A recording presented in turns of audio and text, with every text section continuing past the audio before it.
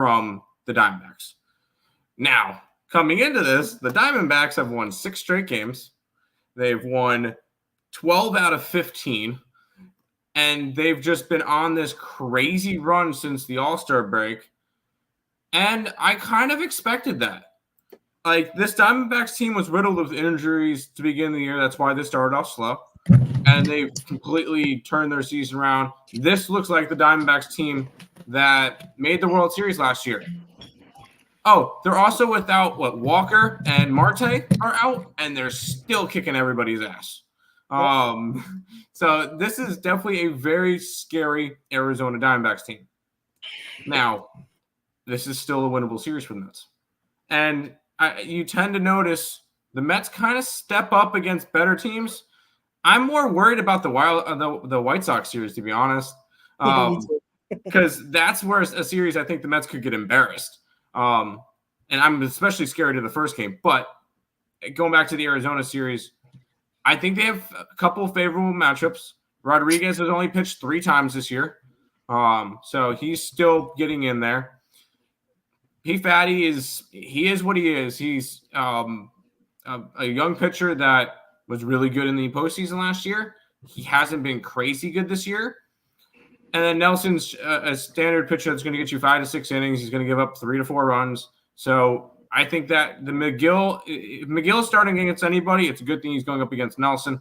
I think that's the weaker link of this 3 games for the Diamondbacks. Manaea and Severino have been great. I freaking love Manaea. I thought that was a very, very good pickup by the Mets in the offseason. I think this is definitely a winnable series for the Mets, and it's going to have to be. But don't sleep on this Arizona Diamondbacks team. Obviously, they've been one of the hottest teams, if not the hottest team in baseball. Yeah, absolutely. And listen, you got two out of your 3 best pitchers, or 2 of your best pitchers in this series with Manaea and Severino. And McGill, I mean, at least he's not facing Fott or Rodriguez. And like you said, he's facing Gallen or Kelly.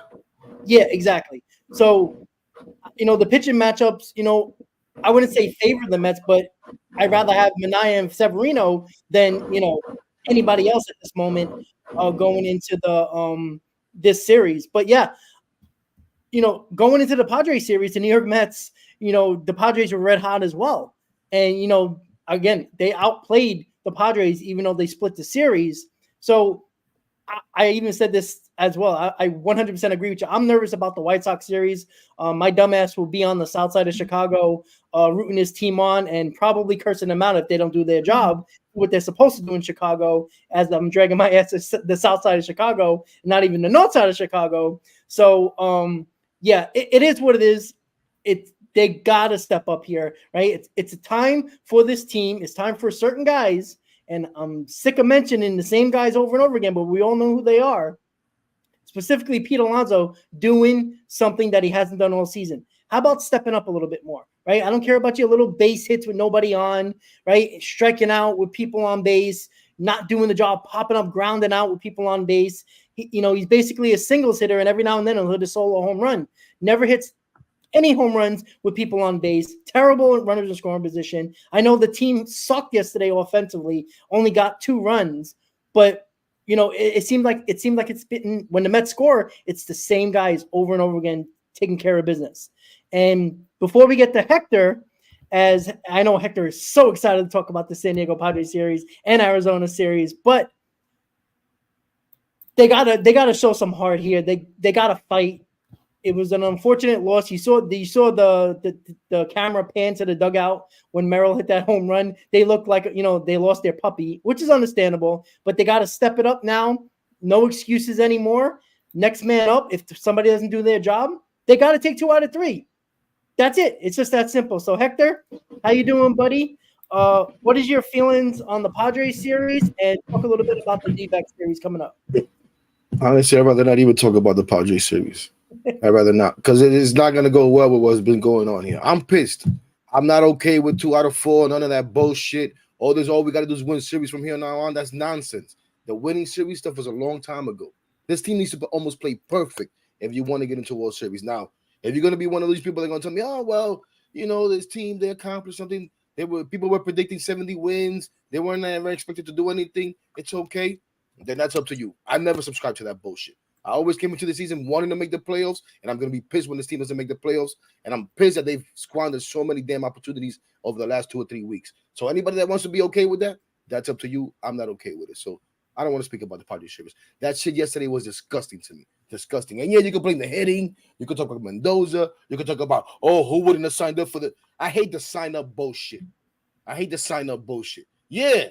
Ideally, you want Buto and Diaz to finish that game. Ideally, you do. But then you see the game that's playing out in front of you and you make adjustments. But whatever. Yeah. I mean, yeah, it really doesn't matter who anybody wants to blame. The people that were on the mound. It's a team-wide thing. They fucking get the job done. They take turns not getting the job done anyways. It's a team-wide thing. Yeah, it was a team lost effort yesterday specifically, and that's why it's so frustrating because Although I'm sorry, Rob, you got a 2-0 lead. You can talk about the offense all you want. You get into the 8th inning with Buto and Diaz with a 2-0 lead, win the fucking game. Yeah, win the game. Yeah, they didn't get the job done. Don't go back now and blame the offense. That's what you want. You want to lead with those guys, right? So don't talk to me about running to scoring position and everything that they didn't do. They gave you a fucking lead. Yeah. In the 8th inning. Absolutely. Win the game. Absolutely. Yeah. And look, you can blame anybody you want. It's just that they didn't get the job. Look, it's trusted guys in your bullpen that didn't get the job done. Look, you can't walk the number 9 hitter. I don't care who you are, trusted or not. You can't walk the number 9 hitter. And look, it's like a bloop in a blast. It was just a walk in a blast, right? Even if you didn't want Buto in the game, you still got to get it done, right? Step up. He hasn't been pitching well. Was anybody surprised when he walked the number 9 hitter, Rob? Were you surprised when he walked the number 9 hitter after watching him pitch the 8th inning? Like, let's be for real. It was a miracle you got out of that. No. Was I pissed? Yes. Because I felt like it was just inevitable after he walked the number 9 hitter. I don't care who would have came in the ball game. I thought it was gonna be a tie game. Like I felt that to the core. And I said it yesterday. I did not I was more pissed about the walk to the 9 hitter than I was the home run because anybody and their mother who was on that mound could have gave up that home run. You don't walk the number 9 hitter. I'm sorry. Why you would throw in, and this goes for Torrens, Buto, or whoever was calling pitches in the dugout. Why are you throwing breaking balls constantly to the number 9 hitter who's betting like 212? Throw fastballs. If he hits it over the wall, you still got a 1-run lead, and Buto would have came out of the game anyway, and you would have saw Diaz probably for Profar. But the fact of the matter is, I don't understand the pitch setup, the pitch plan to a number 9 hitter. That shit that kills me more than a home run because anybody can leave the ball over the plate. Why are you walking the number 9 hitter? I think it was a 7-8 pitch at bat, maybe even 9 pitch at bat. 7 of them were breaking balls. Why? How does that make you? I mean, a fucking little leaguer could understand not to do that. Like throw the ball over the plate. You have a 2-run lead. Why bring the tying run to the plate? It's just beyond me. And I was pissed at that point. And I didn't feel any confidence the Mets were going to win that game after that. He walked that because I didn't think Buto was going to get it done. I don't care if Mendoza would have brought in Diaz, Maton. I don't care who it was. It felt like the inevitable was going to happen yesterday because just that moment, it felt like all the confidence just completely came out the air, in my opinion. And it's just annoying because look, did anybody think that? I don't know about you, Hector. I know you were live during the game. Did you feel like going into the 9th inning tied that the Mets were going to win this ball game? Because I didn't. I did not feel confident at all.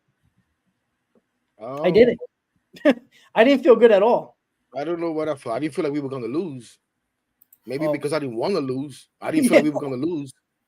I'd be lying to you if I said if I felt like we were going to lose. I'd be lying to you if I said like negative Met fans that it was inevitable, that they felt like it was going to tie the whole game. I'd be lying to you. I feel like we were going to win that fucking game. I don't know.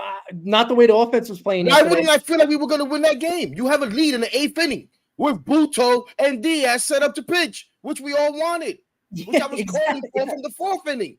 All my life, from the 4th inning, I'm saying, okay, let's go, Quintana. Get me to the 6th or 7th, and I'm throwing Buto out there for 2. If I have to, maybe 3. Damn it, we have a day off on Monday. I don't give a shit. I need to win this damn game, and I'm going to finish it with Diaz. Yeah. And these two assholes come in and don't do shit. Don't get the job done. Yeah, and you brought up Quintana. You can't lose a game when Quintana gives you that effort yesterday. That's even worse. Oh my God, it's crazy to me, man. Tim, Quintana gives you that effort. What do you get? Normally a win. Oh my God, like people wanted them out of the seven shutout innings. Yeah, and I mean, yes, it's very frustrating to watch that. My bad, Tim. How you doing? I'm good. I'm doing great. We're having fun here. Don't ask me how I'm doing.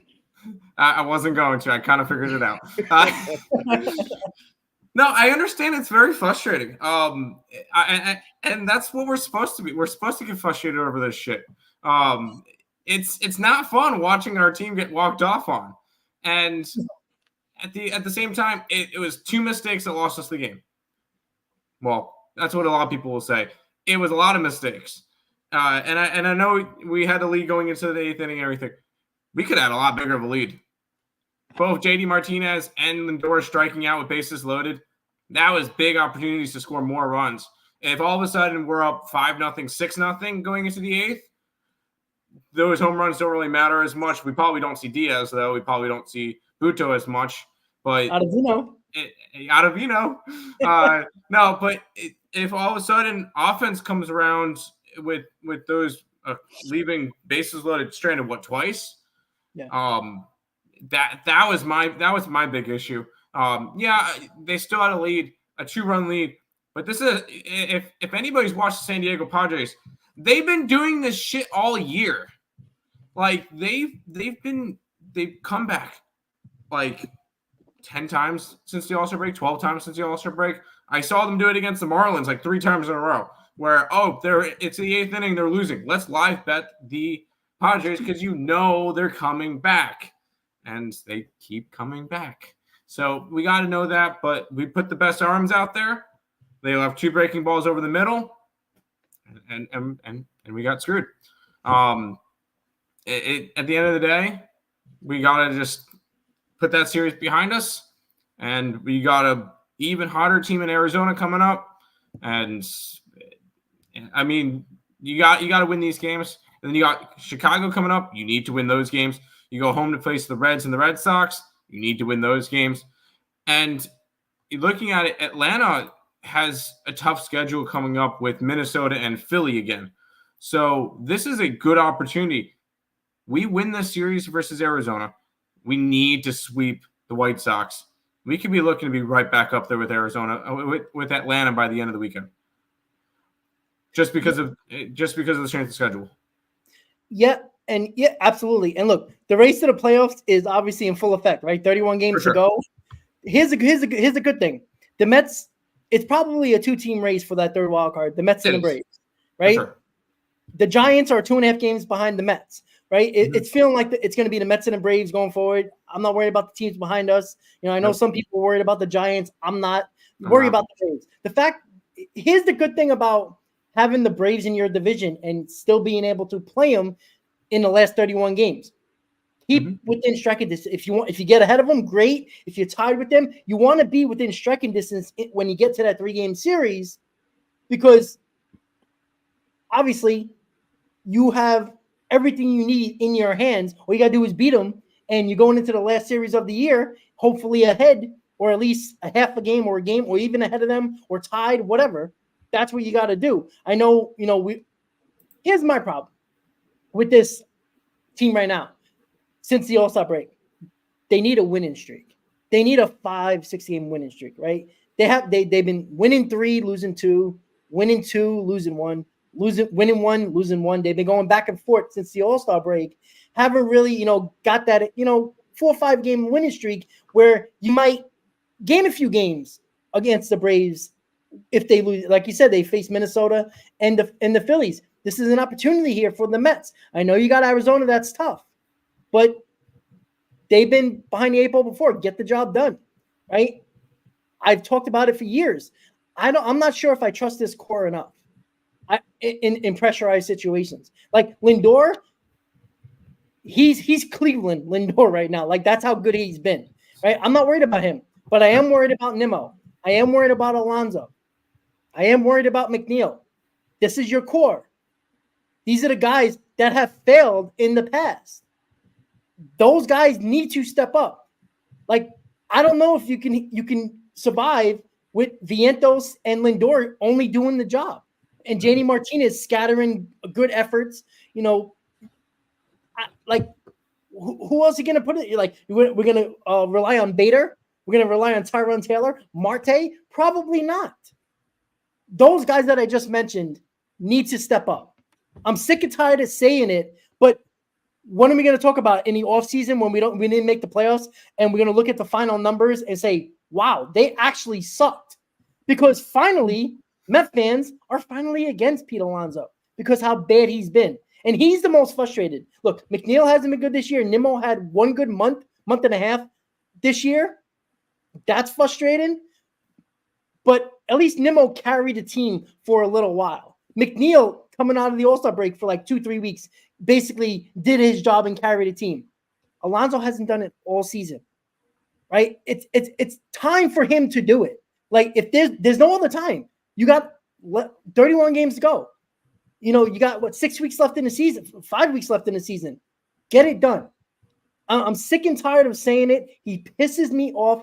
I mean, oh my God. People get excited when he hits a base hit. Like, he don't even hit solo home runs anymore. Like, God forbid, runners in scoring position. That's the last guy. Could a pitcher bat? Because, I mean, put somebody up there that can actually do something with runners in scoring position, because I don't have no confidence in Pete Alonso anymore, right? I hope he shuts me up. I want egg on my face because I'm sick and tired of a guy that basically most Met fans, not all, but most of them were kissing his ass all season. Over the last couple of seasons, I've gotten killed.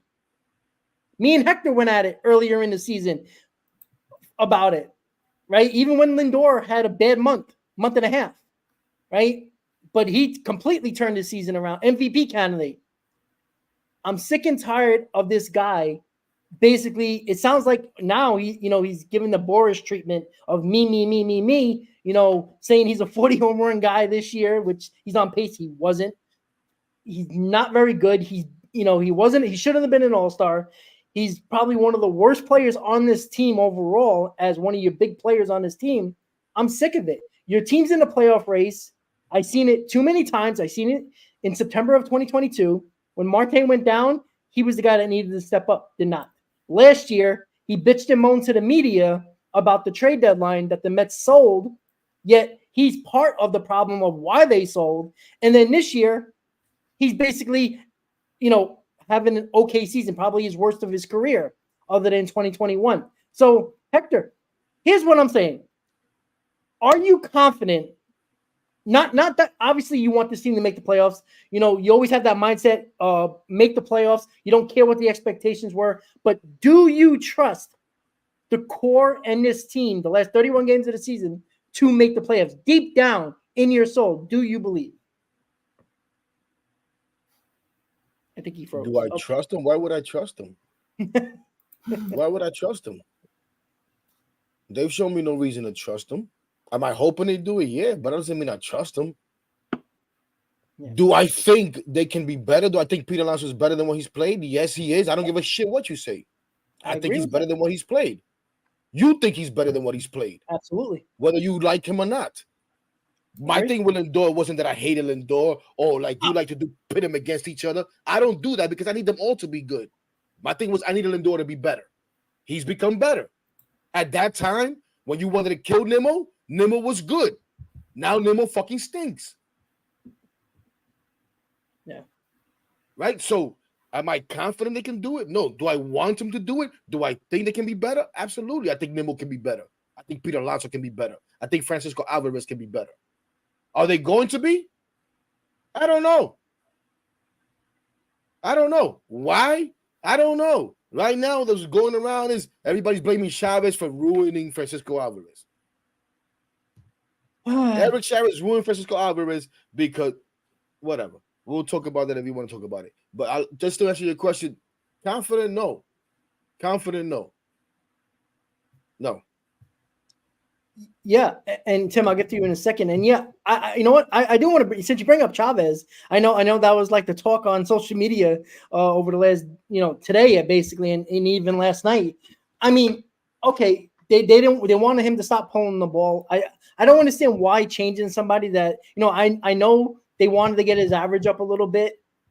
That's understandable, but with a guy that you needed the power from going into the season, even though who knew about Vientos, who knew about Lindor basically being a 30-30 guy, who knew about Nimmo showing this much power. Alvarez was needed. So I understand what they were trying to do, but to completely change the approach on a kid who basically has 150 million things to worry about as a catcher, not only that he's coming back from that thumb injury. Who changed his approach? Stop, huh? Who changed his approach? Well, apparently, the whole Eric with the Chavez thing, they talked about him not pulling the ball so much. That was Chavez said there's some outside influences that are getting him, trying to force him to pull the ball now and go more for home runs. Correct. So how did Chavez change his approach? That's what they were talking about. Didn't we always hold on when Alvarez came up? Were we talking about? Oh, this guy. He hits the ball all over the place. He doesn't need to pull the ball. Yeah, were we talking about that? Yeah, that's what I said. I don't see what was the issue of trying to change anything. Like I think this is where that's what I'm saying. So what do you get that Chavez tried to change him instead of maybe just keeping him focused up the middle instead of doing what people are trying to get him to do? Well, that's why it didn't make sense to me either, because I mean, Tim, you can chime in. I don't. That's what I thought. I thought Alvarez was hitting the ball, spraying the ball over the field. His power was to basically right center. Like, okay. And if you read what I don't think people understood what Chavez said. He's saying outside influences are trying to get him to pull the ball to hit home runs. Outside influences are trying to get him to pull the ball to hit home runs. That's not Chavez changing his approach. I'm trying to figure out now because, okay, I did read it wrong. Okay, that was the quote. So here's my problem. People took exception because Chavez said, yeah, he hit 25 home runs, but he could be better. But hold on. Did you not think he could be better? Absolutely. Because I thought he could be better. Did Francisco Alvarez himself, when they did the exit interviews or whatever, and they asked him, so what are you looking to do in the offseason, Francisco? I want to be a better hitter. So everybody thought he could be better, but when Chavez says, yeah, you hit 25 home runs, but you can be better, that's taken as a knock. Oh my God, he's killing the kid. He's destroying him. Really? Yeah. Well, I mean, he's haven't had a good season this year. So whatever the influence is in-house, out of the clubhouse, doesn't matter. He hasn't performed this year. It's a huge problem. What did he have? 7 home runs this year? Oh yeah, he definitely. Guys should be talking about it 25 home runs easily. I mean, Vientos picked up the slack, but just imagine if Alvarez was showing that power he did last year. Who knows where this team would be? I mean, that's a tremendous amount of offense that is lacking right now, Tim. I mean, it's frustrating because we know how good Alvarez can be. We all thought he could be a better hitter, average-wise, and we didn't think the power was going to be an issue. Now, is it the thumb that is really causing him to have problems with a little bit more power? I guess you can say that. I don't think anybody's going to use that excuse. Even Alvarez. No, that could be. It could be the injury. It could be the injury. Yeah, Tim. I'm sorry. No, it could have it. It definitely probably has an impact. Even if it's fully healed from it, it's still probably a little bit of an issue. He doesn't look. I mean, watching him, he does not look uncomfortable. He looks fine at the plate, but it's still a little bit concerning. I think he should go back to trying to hit for power. I know. Let me ask you guys this, Tim. I'm sorry. Let me ask you guys this though. How many times have you're watching the game, right? And Alvarez takes a swing, and you're like, dude, why are you trying to hit a 7-run homer? Why are you trying to hit the ball from San Diego to New York, right? Why don't you come it down? How many times have you not had just that natural reaction, like, dude? But we're gonna say that Chavez is wrong. No, and I'm not here to try to defend Chavez. I don't know what the hell is going on. Right? Because for the most part, the approach seems out of whack sometimes, you know? Well, I mean, why? But well, that's what I was just gonna say. It seems like it's kind of team wide with the guys that are struggling. Look at Alonso always swinging for the fences. As if he doesn't swing at that slider outside all the time, he's swinging for the fences. The same thing with Nimmo. Nimmo swung yesterday and he fell to his knee. When do you see Nimmo off balance like that? What it's getting in their heads at this point. Whoever is influencing them or not, or they're just in their own head.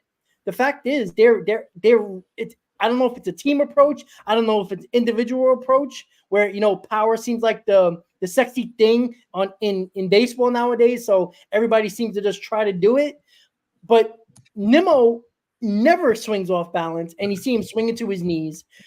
Alonso, it seems like every time he's trying to hit a ball, like Alvarez, 500 feet every single time. And sometimes you don't have to do that. A sac fly can get you a run in. Yeah, sorry, Tim. You can keep going. No.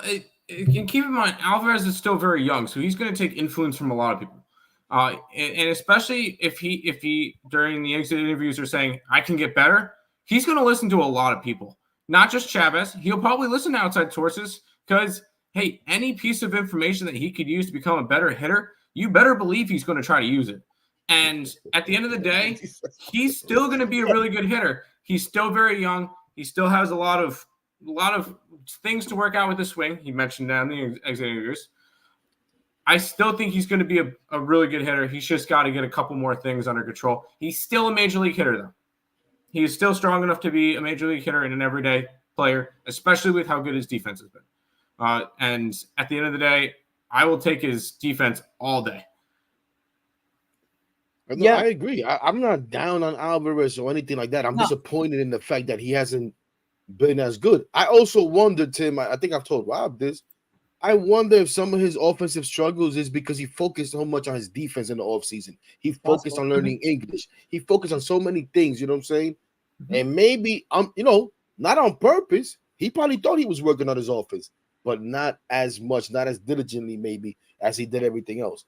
That could be some of it. It could be some more jinx. It could be the injuries. It could be everything. And now the worst thing is in baseball and sports is when you struggle and then you get in your head, right? And you want to fix all the struggles with one at bat, with one swing, which is impossible to do. Yep. So and you would think, wow, and it was even in the article too, where they're like, yo, we thought the home run that he hit the other day, the game-winning home run, was going to unlock him. And instead, he was like 0 for 15 after that with like 8 strikeouts. You understand what I'm saying? If anything, it just made him maybe go even for more home runs. In order for him to get out of his head, I don't think it's going to take home runs. I think it's going to take. No, that's what I was going to say. I think it's hitting a gapper. Hitting one that goes through a hole in the infield. Yeah. Just getting base hits is going to change his mentality a lot. And eventually those line drives that he's going to hit are going to increase in launch angle, and they're going to go out. So this is Alvarez is still he's got to get something right with his mind. He's still a young player. He still has plenty of time to kind of build into that. I still believe in Alvarez. And I know me and my brother talked about it this morning with re-signing players. I want the Mets to sign Alvarez long-term. I definitely think he is going to be part of this core, and they need to make him part of this core. He is good enough, and once he figures this stuff out, he's going to be really strong.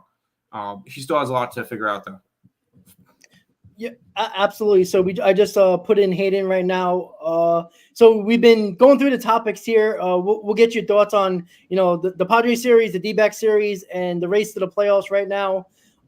Hayden, how you doing? What are your thoughts on this Padres series, and how you feel going into that D-back series? Yo, what's going on, guys? I apologize for coming in late. Been back at school for about a week now at DeGrom University, as everyone likes to call it. So, just kind of lost track of time. I do apologize, but yeah, it's good to be here for the end. Mets Padres series. It started off on a good note, ended on a sour note. I feel like that's kind of the moral of the story with the Mets. I think that's definitely safe to assume. But, we saw from the Padres series, very good pitching, minus that Blackburn start. Pitching wins championships, pitching wins series. And it's going to be important and a imperative thing for them down the line is that their pitching can hold up and give quality starts. And we saw they're going deep to games, 6-7 innings. That Peterson start, Severino start, so Quintana too, even struggled towards the end, but still. So it goes to show you, when your starters are going deep into games and your offense could, put on a couple runs.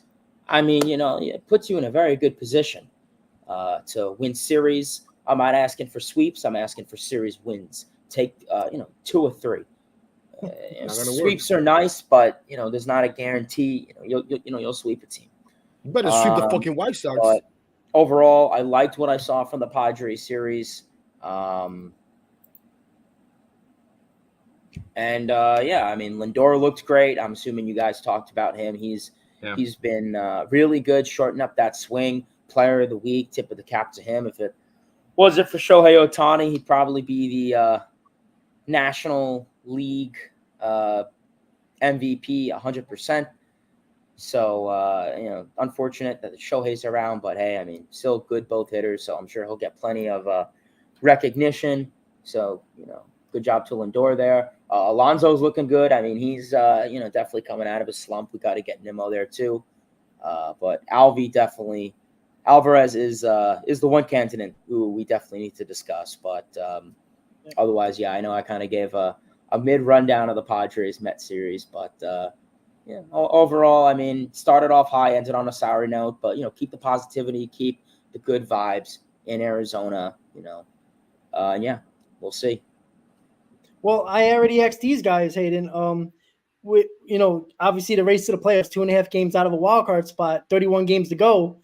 Do you feel confident that this team's going to make the playoffs? Do you feel confident in this team, in this core, that they can prevail and get this team over the top and make the playoffs? Yeah, it's a 50-50. There's times where I like this team, and then there's times where I hate this team. And I think that's just a more story for the Mets this season. But if everyone does their job, at least 75%, if the pitching is going to go out there and pitch like how they did in San Diego, quality starts, 6-7 innings, 1 to 2, 3 runs. Your offense does their job. They hit with runners in scoring position. They hit with 2 outs. Fundamental hitting comes into play. Then absolutely. But, if they're going to go out there and, your starters are going, 4 1/3, you're going, 2 for 13 with runners in scoring position, blowing leads, walking guys, stop walking the 9-hitter. That drives me absolutely ballistic. The walks have calmed down, but still managed to walk at the worst possible time. If they do what they need to do, they can make it. Do I trust this team right now? Potentially. I think there's sometimes I do. There's sometimes I don't. So we'll have to see when it comes to that. But I don't see the Mets passing the D-backs or Padres. Ever since the second half, they've just been red hot. The Arizona got a lot of key players back from injury. Eduardo Rodriguez is one candidate. And he's been really good for them. Same for the Padres. Their bullpen. Padres bullpen, has been lights out. They pretty much bought the most elite bullpen you could at this trade deadline. So we'll see. I really think it's going to come down to the Braves. And I don't know if the Mets have another series with the Braves. And probably second to last of the year. It's the last series of the year. Second to last. Brewers is the last. Of course it is. Why wouldn't it be? But it'll probably come down to that nonsense like it did in 2022. We'll see. Right now, I'm kind of 50-50 with this team. I think if everyone does their job, 75%, they could make it. But if they're going to sit there and do all the things like I said, then, the odds are going to be very small. But we'll see. Hopefully, I hope they make it. It'd be nice. It'd be quite the story. You're at rock bottom in May, and even you just get to the playoffs. I'm not asking for a World Series, and I know Met fans and some other fan bases, they have different agendas. The Mets, since being around since 1962. Correct me if I'm wrong. They've only been in 10 MLB postseasons. Just get to the playoffs, and then what happens there happens. So we'll see. Yeah, I think the moral of the story is, if this doesn't happen for us playoff wise, we're gonna look back on the millions of walks that we've given up that cost us games, as we saw yesterday. That kind of led to the disaster that happened in the 8th and the 9th. Yeah, look, regardless of what your expectations were going into the season, the fact is you have 31 games left to go and you're in the mix. Yep. And look, I'm not saying to be positive. I'm not saying to believe in this team, but you're going to be turning on the TV every day. If you're not home, you're out and about. You're going to be checking the scores at every moment you can. Tell your girlfriend to shut up. Put it to the side. Baseball is important, right? Just worry about the Mets, okay? You're going to find a way to find the score, watch the game, go to games in Hector's case, as he's the only one in New York on this roundtable right now. As me and Tim are in North Carolina and Hayden's in Florida right now. Like, enjoy it. Like, I know it's frustrating, and a lot of people believe this team was not going to win more than 75 games. You got a hell of a lot more than you expected, but I'm going to give a little, I would say, I don't want to say false hope, but I guess that's the only words I have, is that they surprised us fighting back 11 games under. They surprised us going 0-5 to start the season. I was with Hector during that first 2 series of the year, watching games and cursing out Ottavino and cursing out this team. I was hearing Hector on the other side of the section in the game just yelling at Ottavino. It was hilarious. They fought back multiple times. Do I think they can do it again? God, I hope so. Right? We all want it to happen. Right? I wish, wanting and, throwing all that want to the clubhouse would make an effect, but we can only do so much, right? We can complain, we can cheer, we can bitch and moan on YouTube. That's basically all we got, right? It's going to come down to the guys in the clubhouse, right? I wanted to get your take. I know this probably is not going to make or break the Mets' last 31 games, but with Brett Baty, I thought Brett Baty was going to be one of the guys that was going to be called up in September. Obviously, he broke his hand, probably out for the rest of the season. He ain't going to be available. I'm going to get everybody's opinion here because I think it's interesting. Who do you think the Mets are going to call up to help this team in September? I'm curious to get everybody's thoughts. Tim, I'll start with you. Who do you think? Because I thought it was going to be Brett Baty. I think he, the way he's been hitting. I know we can hit AAA pitching. We all know that. But they were probably going to bring him up, bring an extra bat in this team, see if you get lightning in a bottle. Who do you think the Mets are going to, or David Stearns is going to bring up to this team to help him out during the stretch run in September? I would love to see Luis Angel Acuna. The Mets are going to bring up DJ Stewart. You know they are. And I know it sucks. That's what they're going to do because they want a veteran in there. They want somebody who has experience and stuff in the major leagues to come down the stretch. Didn't we pick up Eddie Rosario? I think that might be a name that might pop up in the Mets. Bradley. Don't forget Jackie Bradley. Jackie Bradley's been going off too. So there are some veteran names. They're not the prettiest of names. I know everybody wants to see Luis Angel Acuna come up, and I would love to see it. It's not going to happen. I know Paul is saying Drew Gilbert. I would love to see it. It's not going to happen. Blake Tidwell. I would love to see it. It is not going to happen. They're going to bring up players that have experience in the major leagues, especially when they want to try to make a postseason rush of trying to go after the Braves for that last spot. So that's going to be DJ Stewart, unfortunately. That might be Eddie Rosario, or that might be Jackie Bradley Jr. It's not going to be a young guy. I would love it to be a young guy. It's not going to be. Don't get your hopes up. Yeah, I mean, come on. My dreams will come true if DJ Stewart comes back on this team.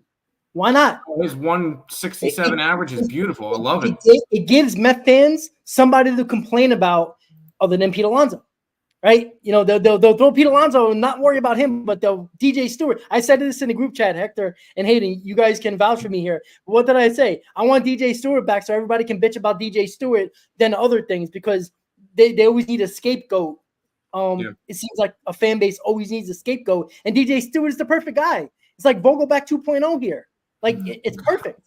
So, Hector, who do you want to see up to help this team? Because obviously, guys are going to come up.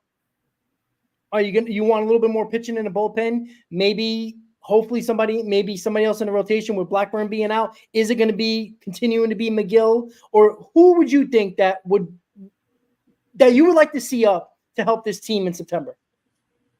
Not McGill. Well, it's gonna be McGill. McGill's gonna start, which I think they should just skip. They should skip that start. They could stay on rotation, skip that start, and everybody will still be on regular rest with the off day, yes, because of the off day. Good but point. They're probably not gonna do that, right? I haven't been keeping up as much with the minor leagues to say bring this guy up as a pitcher, so I don't even have anyone for you. I could give a fuck who they bring up as a pitcher, honestly. Now, as far as the position player, and the reason I keep using the F word is because somebody made a comment about it that all I say is F word every other word, so I gotta make him happy. Keep saying it; it's fun. Of course. The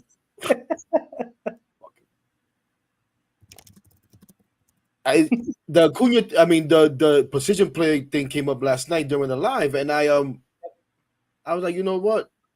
Thinking about it, I would say Acuna is the guy because, like, who you really gonna bring up and where you gonna play him? So you bring up Acuna and you could use him as a pinch runner. We see a lot of teams do that late in the season and in the playoffs. Bring a guy that's basically is gonna run. You're gonna put him in as a pinch runner, right? And then late last night, looking through here, I'm fucking pissed off still. And I run into the Rico Bronya with my guy Evan Roberts. I'll give him a plug, the Rico Bronya podcast. And he brought up the same thing. And he expanded on it even more than I did on my live. But it was basically the same thought. And he asked what I think Amizi said, why would you bring up Acuna? Where are you going to play him over Iglesias and McNeil? Why would you bring up any of these guys? Where are these guys? Who are you going to bench to play Drew Gilbert? Don't tell me Brandon Nimmo because I'll break this fucking screen.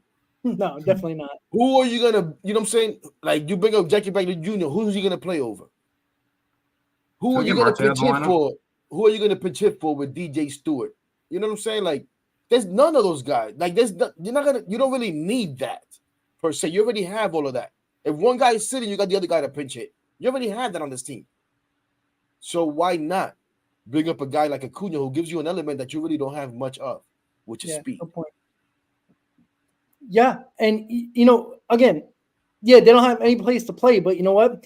If they come up and do the job, you'll find a place for them, just like we talk about all the time, right? But you need an opportunity to do the job, right? But you're going to get an opportunity to get a job? You need an opportunity to do the job, though. Where's the opportunity coming from is what we're trying to say, though, but did Iglesias have an opportunity? He did. It wasn't really a spot for him. I know McNeil wasn't playing well, but technically wasn't really. When he came up, McNeil wasn't playing well, but again, he had to play well to remain on this team. He was basically an afterthought until he started to play great. But there was an opportunity for Iglesias to play, though. The opportunity was there. True. You're bringing somebody up now. Like, who are you really benching to play anybody? I agree. That's the issue. That's why I brought it up, because I know I caught a little bit of your live. I caught around that time when people started talking about who you're going to bring up going forward. And that's why I want to say hi. No, I didn't. I was driving, actually. Fuck, I want to say hi to you. I didn't. Exactly. I hear you. You go to the people, though. The people like you. How with them too? No, the people bring you up all the time. Oh, I loves they do. You up. And it's mostly negative. I know.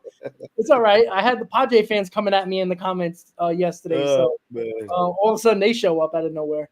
So yeah, well, that's why I wanted to bring it up. And Hayden, I want to get your thoughts. Who do you? I know you're really involved with the minor leagues and all that stuff and the players. Who would you bring up to help this team in September? Yeah, I mean, right now, you guys kind of said it, and I'm going to echo it. It's Luisangel Acuna. I think, like you guys said, he offers speed, which, is very much needed at this point this season, as well as, great defense, in the later half of the game. When it comes to those situations, you're coming to the games where, really every inning matters. You're in a playoff hunt, you're 2.5 games back. I mean, every at bat, every pitch really is going to matter. And we're going to look back at that and say, oh, maybe we could have made it because of that, or oh, we would have missed it because of that. So I would like Luis Angel Acuna. Yeah, I mean, people bring up Drew Gilbert, whoever, but, kind of Hector said it, who's he going to play over? I mean, Nimmo, I mean, maybe if you want to make the case for Marte, if he starts slowing down a little bit, he's been a little iffy at the plate lately, taking some pretty unorthodox swings. So I mean, maybe that could be an argument people could make over, but he's still going to be on the roster, so it's not like you're sending him down. But if it's DJ Stewart or someone, I think I'm going to be very upset. I think Stearns and the front office is going to get a lot of heat towards it, and as they should. I mean, there's no need for Vogelbach 2.0 to be on this roster. I mean, he essentially offers nothing, Stewart. I mean, he's mid at best in the outfield, and offensively, I mean, he doesn't hit for power. He doesn't even swing the bat. He's like Vogelbach, takes 3 pitches down the middle, and that's it's unacceptable. I mean, we need competitive at bats, and DJ Stewart does not offer that. Maybe Jackie Bradley Jr., sure, but then like Hector said it, I mean, what, over Nimmo, over Bader, over Taylor. I mean, you have a 4, arguably 5 with McNeil, 5-man outfield. And Winker, don't forget Winker. And Winker too. So you really don't need a 6. That's silly. So I would say the infield, really, and I would say Luis Angel Acuna. I mean, keep him on if you want to have him a pitch run later in the game when it comes to those dire situations. Have him, play in, the later parts of the game, some defense at second base.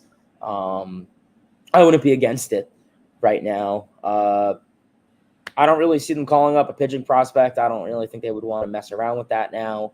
I don't want them to call up McGill. I don't think they will. Depending on how the whole news goes with Paul Blackburn, that may be the correspondent. He's on the IL. Forget about McGill's not coming up as one of the extra guys. McGill's coming up Wednesday, brother. Forget about that. Yeah, he's pitching game 3. Thursday. Yeah, probably. Thursday. McGill will be here. But, I think Amizi brought up a good name, though. I don't know how you feel about it. Yeah, with Fujinami, unfortunately, he's not pitching well, but that would be the guy to come and bring that. That would be the ideal guy. But that would be the arm. You know what I'm saying? He'll walk the whole ballpark. Well, that's what I'm saying. He walks the ballpark. You can't bring up a guy that is going to do the same thing that every freaking other guy in his bullpen has been, this pitching staff has been doing walking the ballpark. You just can't. Straight from the ground. Like, can DJ Stewart pitch? Maybe he'll throw strikes. Another interesting, someone mentioned it in the comment. A couple people was Brandon Sprout. I mean, maybe. I don't really think they would want to do that to him. I mean, he's only made 2-3 starts in AAA, so I don't think. I don't think he's done too well, right? I don't think they want to mess around with him. Let him develop, let him finish the year off in AAA, and maybe come in March we'll be talking if we'll make the roster in spring training. We'll see. But right now, my number one is Luis Angel Acuna. I doubt it'll happen. It'll probably be Vogelbach 2.0 or someone, but Acuna if it was up to me. Yeah, so and that's that's the interesting thing, because it seems like every year you can talk about, all right, this one guy in the minors could be brought up and he can help this team because he can fill a spot.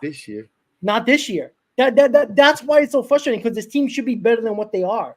Because think about all the things we were promised about these prospects in the farm system, and now we got this great farm system, Rob, and that's why I get frustrated when people talk about prospects in the farm. Because look.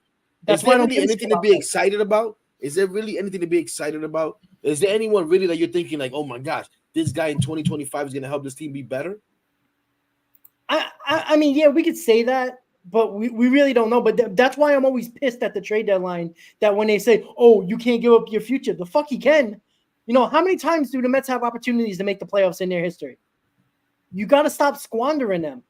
You got to stop. I'm not saying to give up 5 out of your 6 top prospects and completely blow up your farm system. But the Mets could have easily gave up 3 of their top 10 and made this team much, much better. They got marginally better with the moves. Like I was okay with the moves they made, right? But they were B and C moves. They weren't A or they weren't even B moves for that matter. They were kind of C moves. Making maybe 1 or 2 B moves, possibly an A move. Who knows how much difference it could have made than marginal improvements.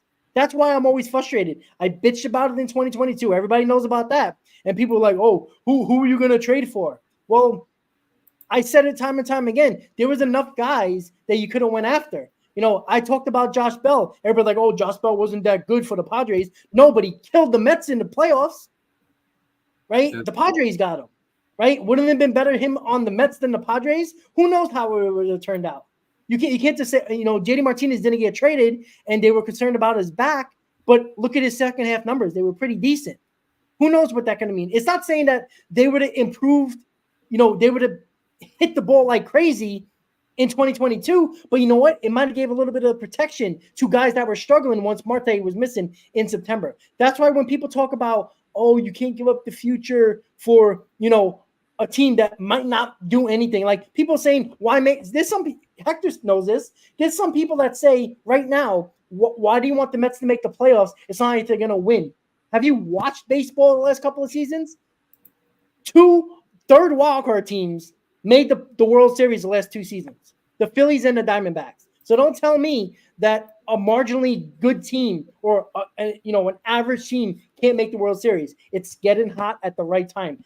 The Major League Baseball playoffs are like the NHL playoffs now. Get in, anybody can win. And there's no great team this year. The Dodgers, they have Ohtani. They basically signed everybody in this offseason. Have they been better than they were last year? They're about the same way. They're about the same record-wise that they were the last couple of seasons. Why does anybody trust them? Right? The Padres have been underperforming for the last 3 seasons. Right? Is there any great team going into this playoffs? Probably not. Everybody's beatable. You could talk about the Astros last year or a couple of years ago. There was a couple of teams that were like, wow, I don't want to face this team, but they also lost.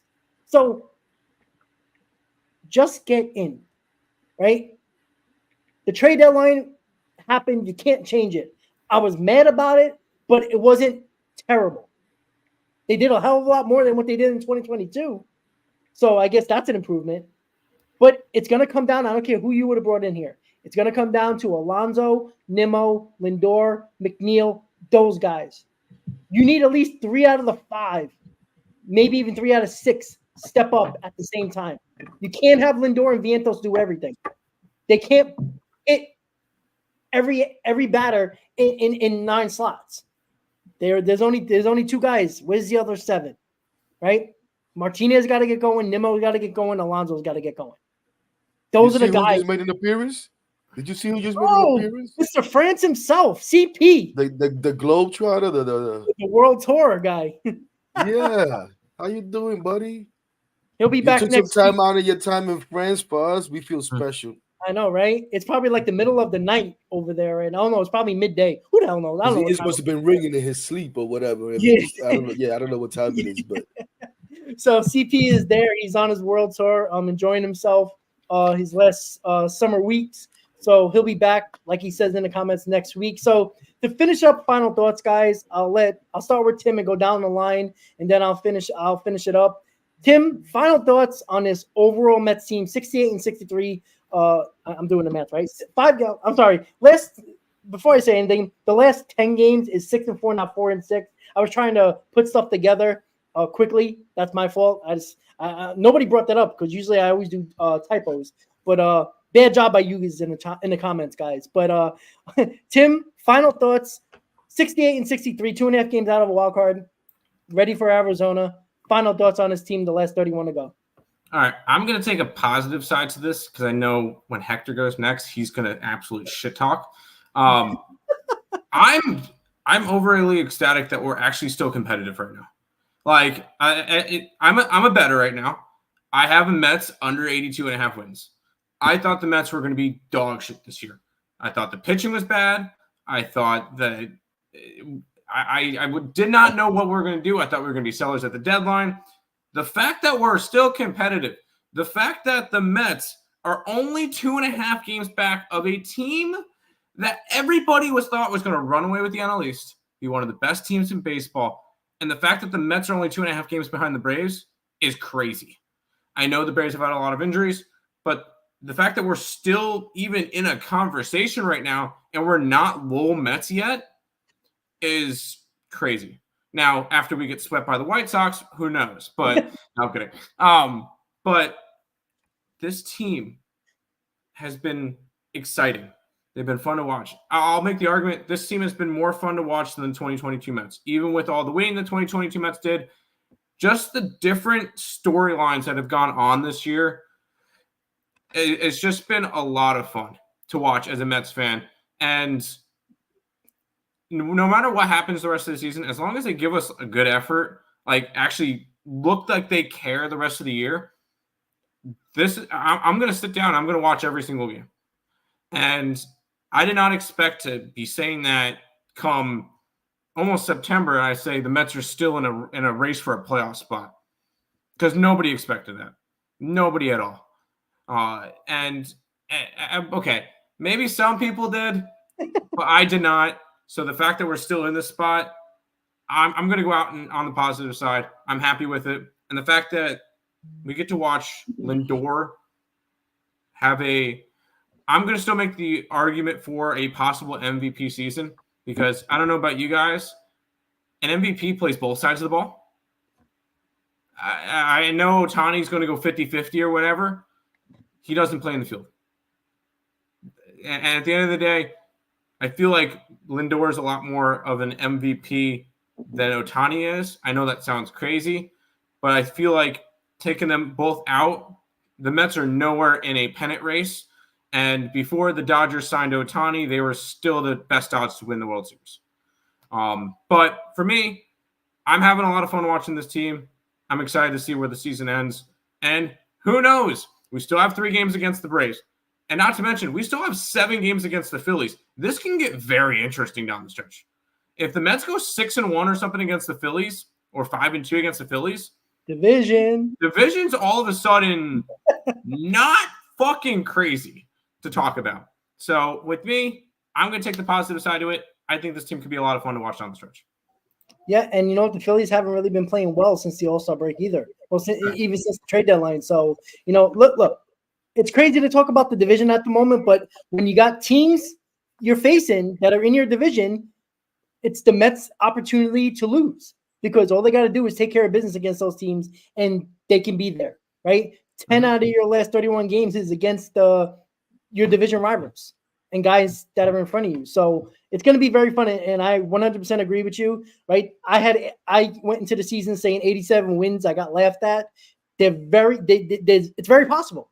I know they got to win, you know, close to 10 games over to actually accomplish that, but it's still very possible. Like one good 2-week stretch, you know, this team can be, you know, pushing 90 wins if they have a 2-week stretch of, you know, playing extremely well. So, Hector, you're next. Final thoughts, D-back series, race to the playoffs, 31 games. What do you got, buddy?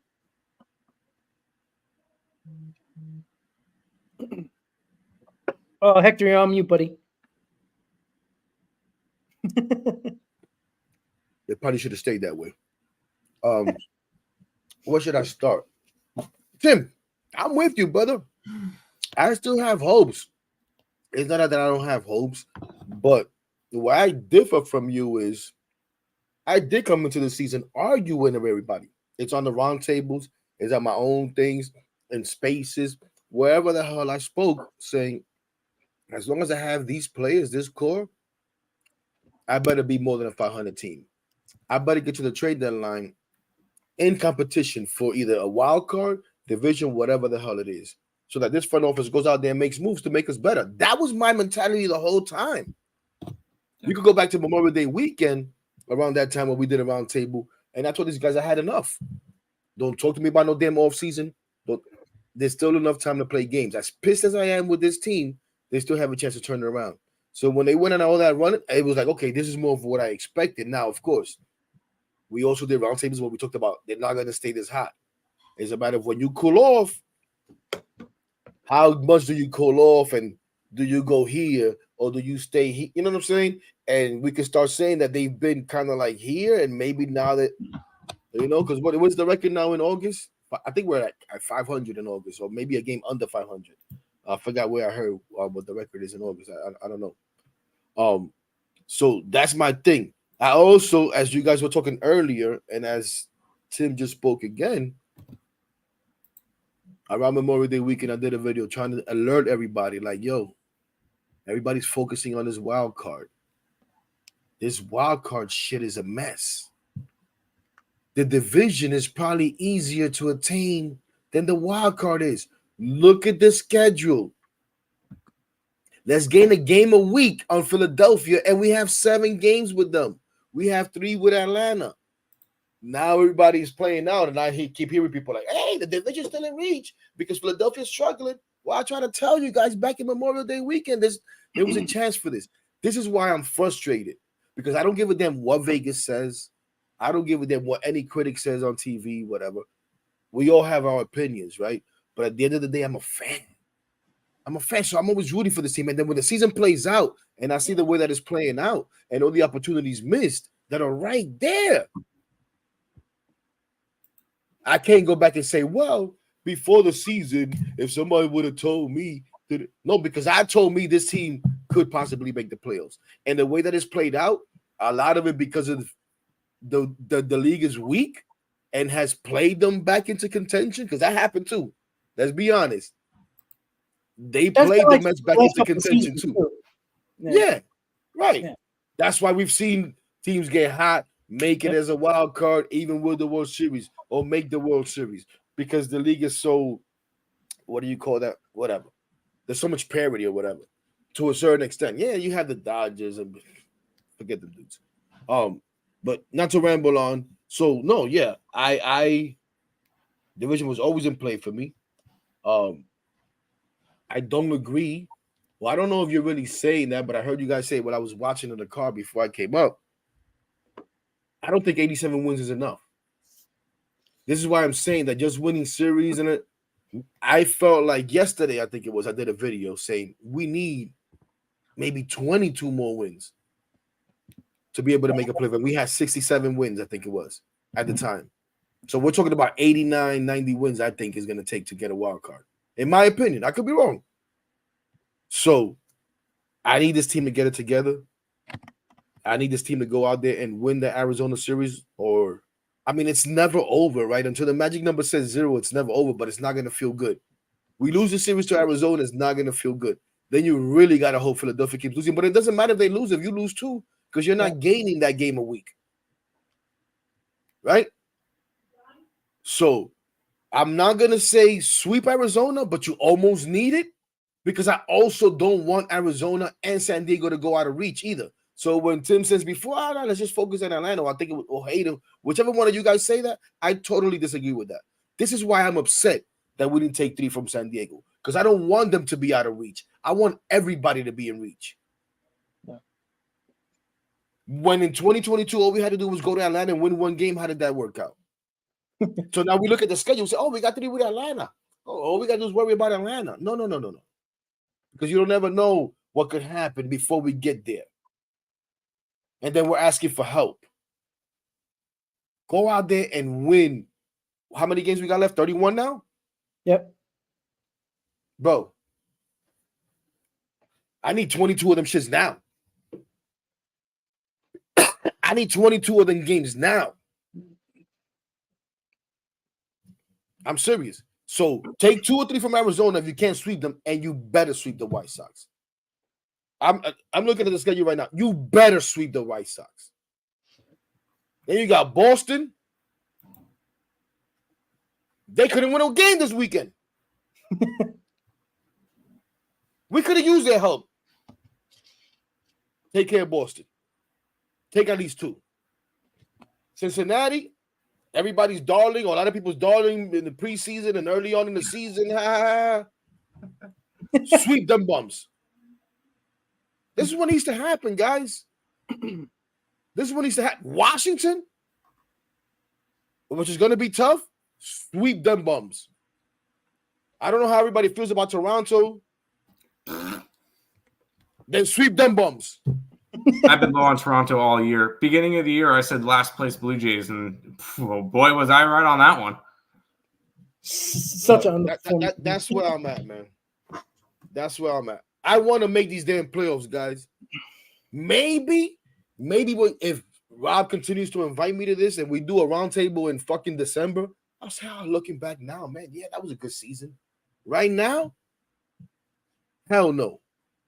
Hell no. I don't want to just finish over 500. Yeah, that'll be good. But that's not what I want. Not the way the season's played out. Make the damn playoffs. Shut me up. Yeah, absolutely. And look, we'll get into the schedule with my final thoughts. But Hayden, your final thoughts? D-back series race, 31 games. What are your final thoughts, buddy? Yeah, I mean, when it comes to the Arizona Diamondbacks, I mean, listen, if they swept, I would be ecstatic. It's on the road. It's in Arizona. They've been playing hot ball. So, I mean, with how everything is, I'd settle with 2 and 3. Of course, I'd love a sweep. I'd settle, but I'd settle with 2 or 3. Anything less of 2 or 3 is a failure, in my opinion. You should, okay, I think the pitching matchup should, kind of equal out just about. Hitting, correct me if I'm wrong, but I believe D-backs have a decent amount of players on the IL. I believe Christian Walker's on the IL, and I think Ketel Marte still is on the IL. I could be wrong, so don't quote me on that. Yeah, he just went on. Yeah, he's on. He just went on. Okay, so when I was in games ago class earlier, I was searching that up, and I saw they were on the IL. So Ketel Marte's been their best hitter this year, so you don't have to deal with that. But pitching, I mean, Manaea needs to go down, do what he's been doing the last couple games. Same for game 2, 3. I mean, pitching you need to go 6 innings. I'm sorry, you need to go 6 innings. I mean, you gotta, and then the bullpen has to keep a lead. We need a quality start. Simple enough. And for the love of God, please do not walk the 7, 8, or 9 hitter. I mean, I would love to bet on it, because I could probably buy out Amazon at this rate.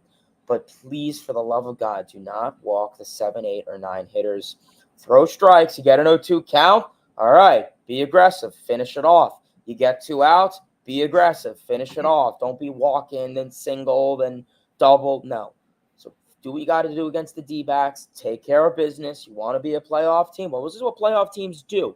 They come into series when they're not projected to win, and they win. Mets were not projected very good against the San Diego series, and they split it. So do whatever you can with the D-backs. We'll see. We'll see. Mets control their own destiny. I mean, it's not, I'm not going to be this person to say, oh, the Braves are losing. Oh, let's go. No, I don't care. I don't want to have to rely on other teams' failures for my team to be a success. It was like that nonsense in 2021. Focus on yourself. Win games. The Mets keep winning games. It doesn't matter what the Braves did. It doesn't matter what the D-backs did. It doesn't matter what the Padres or Phillies did. Keep winning games. Go out there, quality starts, hit with runners in scoring position, fundamental hitting. Don't be taking, pitches down, the middle. Otherwise, we're going to be sitting back here, like Hector said, in November, December, and say, damn, what a crappy year. Year 4 wasn't very bright for us. I want to see this team in the playoffs. And I'm happy, in May. I thought right now I'd be talking about football. But, we're still talking baseball, and that's good. That's good. I have no problem watching the Bills. I mean, they'll probably win the division. I don't, that's fine. So it's a good thing for baseball, for the Mets to still be in it. Because a year ago today, they were plenty out of it. New York Mets fans were checked out. Yankees are doing well. It's nice for baseball in New York to do well. It sucks. Obviously I'm not New York, but for the Yankees to Judge is probably, going to break Barry Bonds' record. I mean, he's probably the best hitter I've ever seen in my lifetime. He's in the running for Triple Crown this year. Yeah, he'll probably get. I mean, yeah. What do Mets fans have to look forward to? Make the playoffs, go on a playoff hunt. Let Met fans have their fun. So, Yankees are going to make the playoffs, but you get what I'm trying to say. So go out there. Everyone needs to perform. Like, Rob said it. But, Lindor and Vientos have been great, but Alonso needs to step up. Nimmo needs to step up. McNeil, keep doing what he's doing. Alvey needs to step up. Guys need to step up. So we'll see.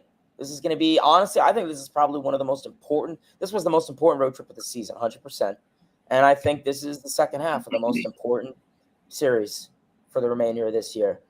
Gotta win this series. White Sox, you sweep. I don't care. 100 losses before September, you sweep them. So we'll see. Mets control their own destiny. If they want to win, great. If they want to lose, then, well, talk about it in the offseason. We'll watch the Phillies and Yankees probably in the World Series. Yeah, that's what the Mets fans need. Having a decent season and have to deal with that nonsense. But great final thoughts from every one of you guys. Look, it's very simple, right? They got to take care of their own business, right? It's regardless of what anybody else does. If they don't do their job, as Hayden said, it's irrelevant what the other teams do, right?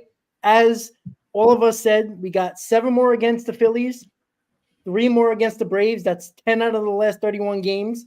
The Mets, after finishing up the White Sox series to end up August and one day in September, they're on the East Coast the rest of the season, except for the last series of the year where they were in Milwaukee. Other than that, they're not on the West Coast anymore. It's all East Coast. So there's a lot of less travel. They got, out of the last 31 games, they got 18 on the road, 13 at home.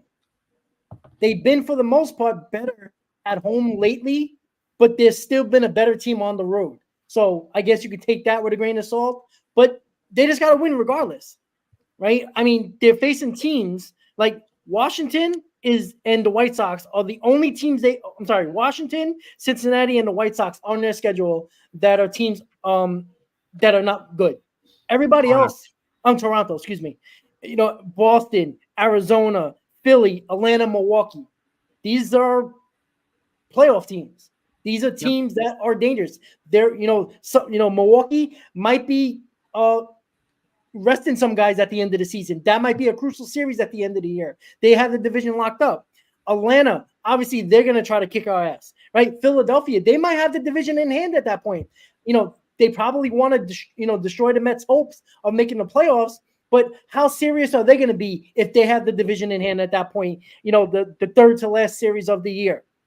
Washington checked out. Toronto, Toronto's checked terrible. Out. Yeah, and Boston, right? That's a team. It's at home. It's at Citi Field. They're fighting for a playoff spot. So look, 18 at road games, 13 at home in the last 31 to go, right? You're mostly on the East Coast the rest of the season. Get it done. There's no more excuses. There's no more excuses for Alonso, Nimmo, Martinez, anybody. Do the job. Your name is called. Your number is called. Step up. Put the team on your back in that moment. That goes for everybody on this team. There's no one person. I'm not calling out one player anymore every single day, as I like to do, specifically one person. I'm not doing it anymore. Because at the end of the day, this team is going to win or lose as a team, like they did yesterday. Hector brought up a great point when he first came up. We could talk about the offense. We could talk about the pitching. We could talk about the trusted guys in the bullpen. Yesterday was a team effort loss. They have to avoid that. They need team wins like they were doing when they came back from 11 games under 500. They all need to step up. Nobody believes in this core enough. We all talked about, right? I questioned all you guys' confidence level on this team, on this core specifically. Not a lot of us have confidence in the core. How about proving us wrong for once and surprising the shit out of us? And it might not be enough to make the playoffs, but to show that fight gives Met fans at least an opportunity to say, you know what? They didn't make the playoffs, but their effort and their quality of play was there. You can't help what other teams that are in front of you do. But if you take care of your own business, there's a pretty good chance somebody's going to slip up. It's just baseball. It's just how it works. And you're playing those teams that you're chasing, specifically the Braves. And if you want to talk about the division with the Phillies, I said that a month ago. The Phillies we're 8.5 games out of a division with 31 to go. How many times do I have to say with 17 to go? Met fans know that very well.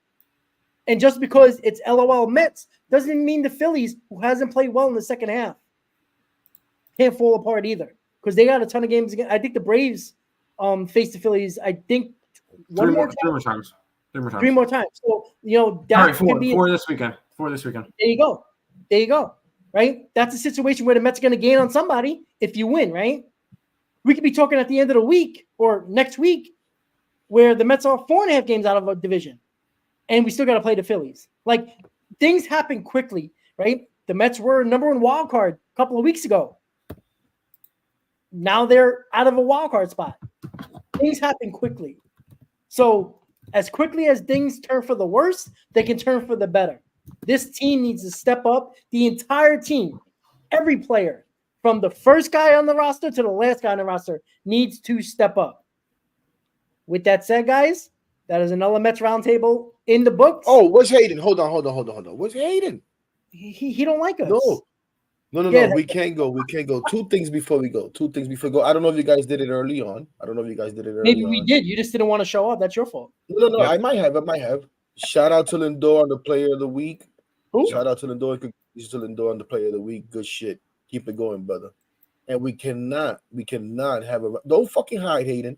We cannot have a roundtable without knowing what hat this kid is wearing. What you wearing, bro? It looks like a Boston hat. Boston Red Sox. Oh! This guy's a Red Sox fan. I think that's the hat that he's worn the most on this damn thing. Let's And go he Red has Sox, a man- baby. he While. has- What's the let's swing go for a Red while? Sox. Oh my God, let's go home. Well, I'm home. Let me go. All right, guys. So Oh, man. thank you for tuning into another Mets Roundtable podcast. Tim, let everybody know about your channel and what's going on over the next couple days with you and your brother. Oh, lots of stuff. Baseball is, we're almost done with baseball.